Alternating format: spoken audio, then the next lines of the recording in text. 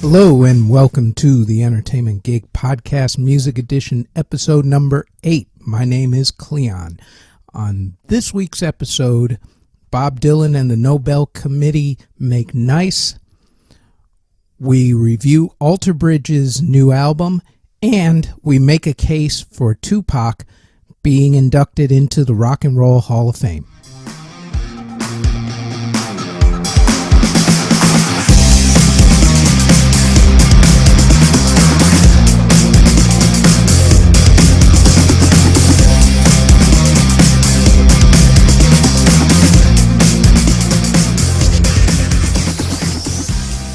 Okay, on to the news. In last week's episode, we discussed how Bob Dylan had not contacted the Nobel Prize Committee for his prize for literature, and that at least one or two members was not very happy with that fact, calling him arrogant, among other things. Well, turns out that by the middle of last week, Bob Dylan did indeed get in contact with the Nobel Committee.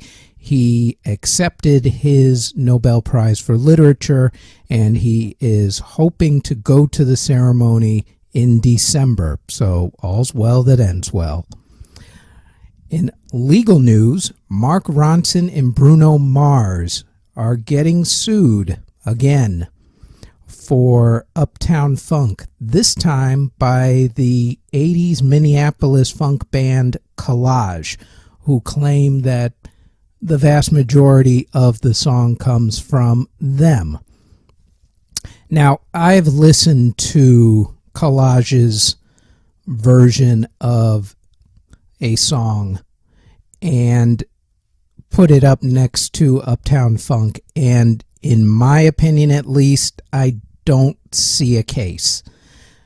This is also, by my count, at least the third lawsuit where someone thought that Uptown Funk sounded a lot like their versions of whatever, out of which only one of them actually had a case, and that was the Gap Band, and they didn't really even sue. Mark Ronson and Bruno Mars had to pay a little something and put them up on the credits, so they worked it out of court. But this all stems from the Blurred Lines case, where a judge, or actually I think it was a jury, decided that even though you don't particularly copy directly from a song, in this case Blurred Lines with T.I. and Pharrell Williams and also Robin Thicke, copying, quote-unquote, from Marvin Gaye's Got to Give It Up. And the judge and jury decided that even though it wasn't a direct copy, that the feel of the song warranted copyright infringement. My personal feeling on that is that if you listen to Got to Give It Up and Blurred Lines, they do sound remarkably alike. But the problem is that that court ruling was so ambiguous that even if you have the feel of a song, quote unquote, then you're open to grounds for a lawsuit of some sort. My personal thing is that if you are close to a song, like you lift a guitar riff or two, or if you steal a bass line, or you just flat out take the song and make it yours, like Ed Sheeran has done with at least a couple of songs, then that is grounds for trademark. However, if you just have a style of a song, like say a blues tune, which since the blues have been around since the early 1900s at least, then anybody and everybody can make a case. And that's the problem with this ruling against Blurred Lines, is that it was just too wide open. And they really need to tighten that up. Otherwise, every time somebody thinks about doing a song, you're going to end up with somebody down the road deciding that they're going to sue you. And that just doesn't seem right. In other news, the musical Bye Bye Birdie is going to be the next live musical that NBC puts together, and it is going to star Jennifer Lopez. And also, Paisley Park Museum in Minneapolis is officially open. So now if you could not think of a reason to go to Minneapolis, you officially have one. Also, maybe the Mall of America, although I'm sure Minneapolis has a lot of other things going for it as well. But it is now on my list of must-see cities, strictly because of Paisley Park Museum. And last but not least, in your eating and concert venue news, the Grand Ole Opry is going to open up a concert venue / restaurant in, of all places, New York City. Now, before you go and laugh about the fact that a country music institution is opening up something in New York City, I will have you know that there is a large country fan base in New York, and a lot of the country acts that show up in New York end up selling out like crazy, like the Garden, of all places. Keith Urban, Garth Brooks, and a whole ton of others will regularly sell out large stadiums in New York City. So there's more of a country fan base here than one would think. I'm not quite sure why the Grand Ole Opry has decided here first as opposed to maybe some other places, especially in the South and maybe over in the Midwest, but kudos to them for being able to pay the rent that it's going to cost them in order to actually do this. I'm not quite sure where in New York they're going to do this yet, if it's going to be in the Times Square area or maybe uptown, but we'll keep you posted once it actually happens.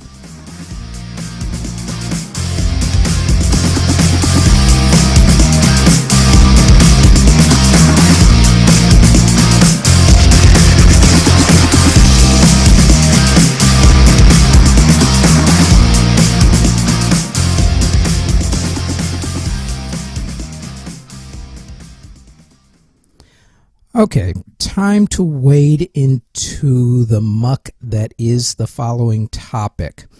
This all stems from last week when the Rock and Roll Hall of Fame released its list of inductees for this year's class, of which there are 19. They will whittle it down to 10. And as I was flipping through on Facebook, a couple of the write-ups that the Rock and Roll Hall of Fame did for each artist, I accidentally clicked the like button on one of them, which when you're on your laptop as opposed to, say, a tablet or your cell phone, that opens up the comments section. And like a fool, I started reading some of the comments, the vast majority of which, of course, were just trolls. And they went something along the lines like this: how could this class be so bad? They're leaving out a bunch of heavy metal, and why do they have a rap artist in there? Rap sucks and has no place in the Rock and Roll Hall of Fame. Among some other racially tinged things that people have written. Now, of course, this being the year of all things racial, it's not shocking that rap gets tossed around and then you get all the racist comments. But this stems from an argument that people have had for quite some time concerning whether rap and rap artists belong in the Rock and Roll Hall of Fame. Now, it's time for a history lesson here. The Rock and Roll Hall of Fame is supposed to celebrate the music that rock and roll was influenced by, and also the music that it influences to this present day. Because some people are under the impression that rock and roll started from nowhere and that nothing influenced it and it came from nowhere and it's the way things are these days. Not even remotely true. Rock and roll came from the blues and it came from gospel from back in the 1800s, worked its way through, and then, like a lot of things in life, got assimilated and turned into rock and roll. In fact, the first rock and roll songs were actually old blues tunes. Elvis Presley, for instance, with Hound Dog is actually Big Mama Thornton's version way back when.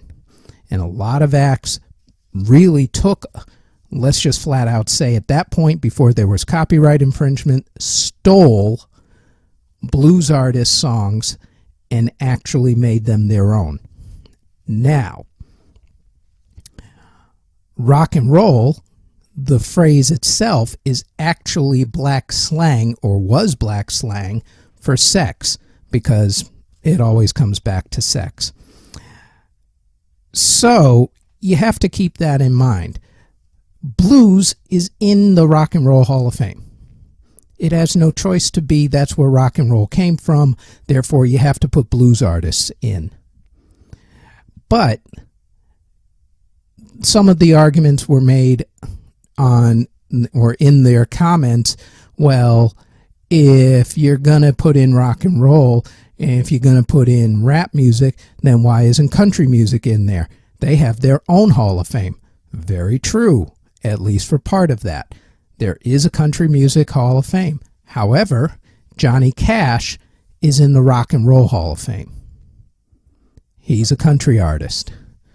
Well, why can't a lot of folk artists in the Rock and Roll Hall of Fame? Pete Seeger and Woody Guthrie, for instance. Well, what about reggae music then? You're absolutely right. Bob Marley's in. So why can't reggae be in? Because rock and roll influenced everything that came afterwards, such as reggae. Also R&B, which was an offshoot of the blues and gospel as well. Country music, funk music, electronic music, and rap music. Because if anybody had been listening to Run DMC back in the 80s, all they did was rap over rock music. Therefore, rock was a huge influence on rap, and for that reason alone, it should be included into the Rock and Roll Hall of Fame. So people need to get over this whole thing about why rappers should be in the hall, because they should be in the hall. They were influenced by the rock music and the R&B, which, by the way, is also in the Rock and Roll Hall of Fame, as is, just for the record, jazz music, because you have Billie Holiday in the Rock and Roll Hall of Fame and Louis Armstrong in the Rock and Roll Hall of Fame, among others.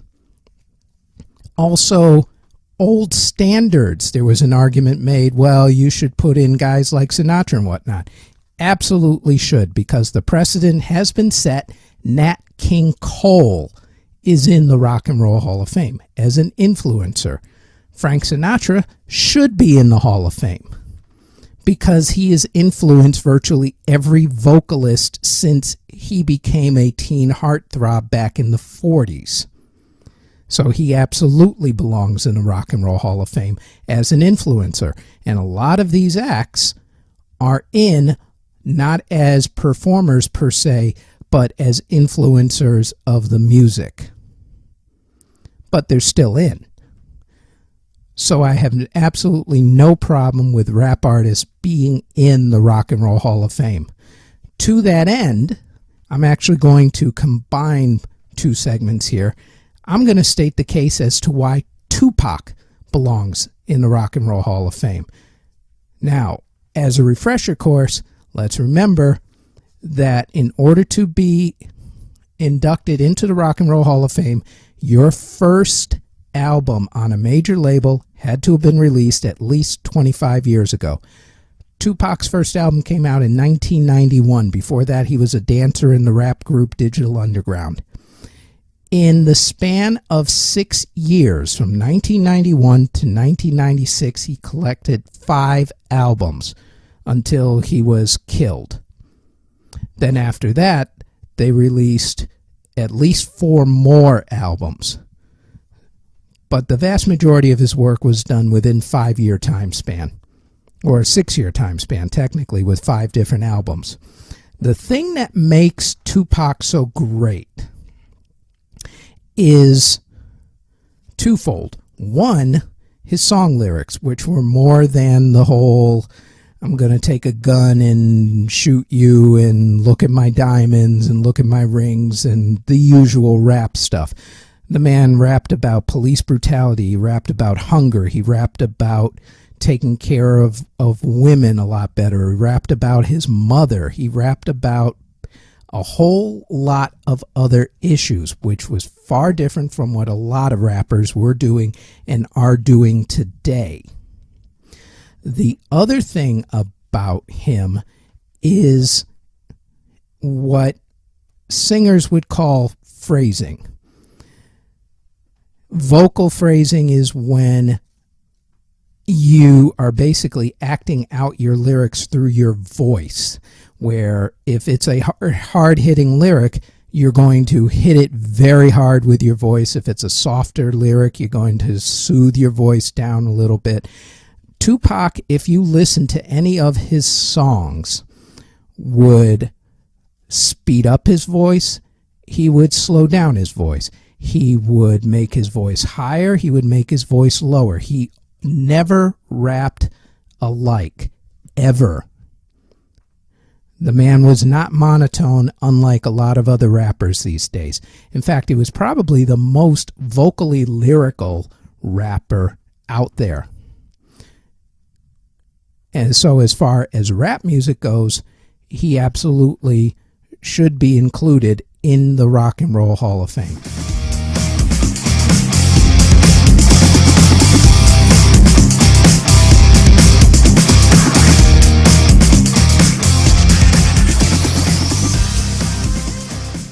Okay, quick hit review time is the new album from Alter Bridge called The Last Hero.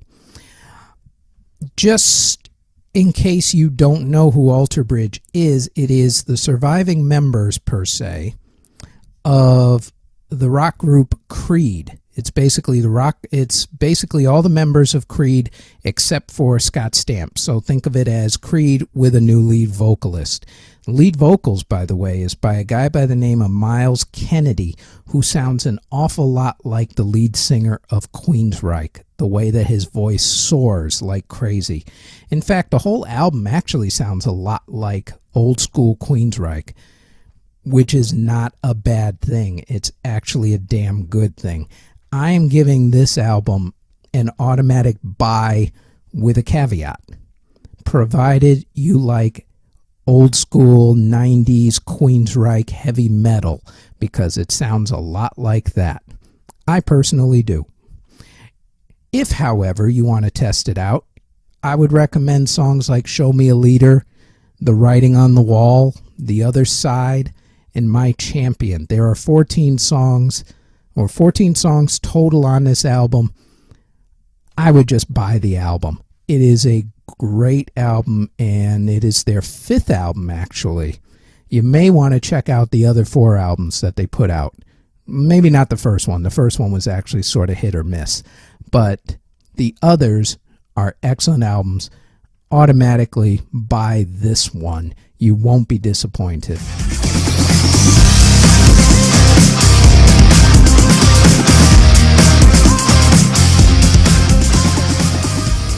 Okay, record store time. Your new releases for the week are going to be the new one from Alicia Keys, Bon Jovi, Common, Honeyblood, Ryan Adams, The Darcys, and Wiley. Your earworms for the week, I've got a couple of them actually.